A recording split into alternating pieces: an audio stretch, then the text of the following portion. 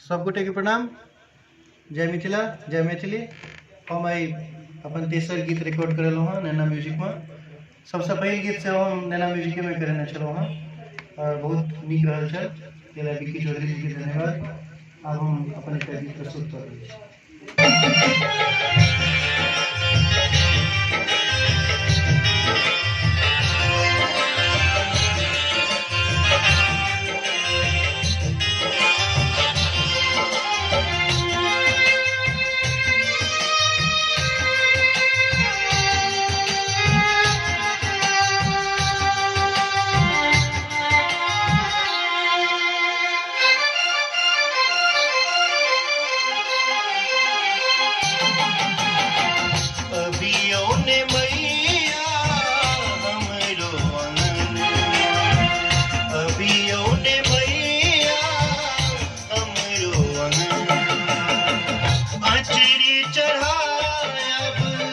अजरी चढ़ायब माँ चढ़ायब गंगना, अभी औने मैया हमरो अंगनमा, अभी औने मैया हमरो अंगनमा।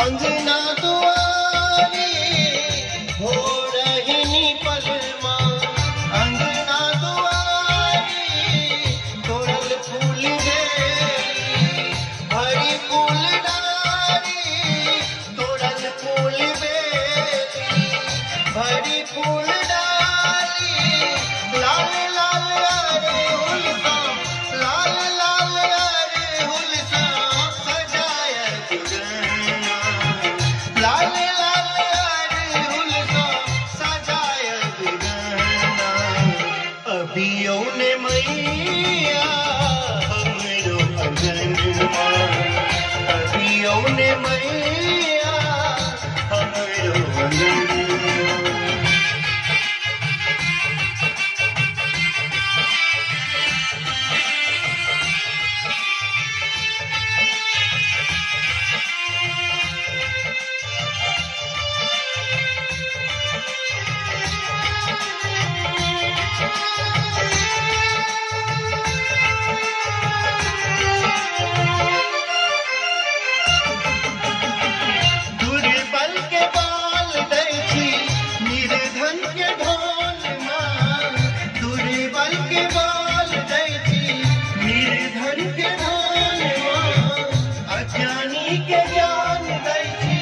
भूखल के आन माँ अज्ञानी के जान दै छी, भूखल के आन माँ बाझ के दै छी, बाझ के दै छी माँ सुंदर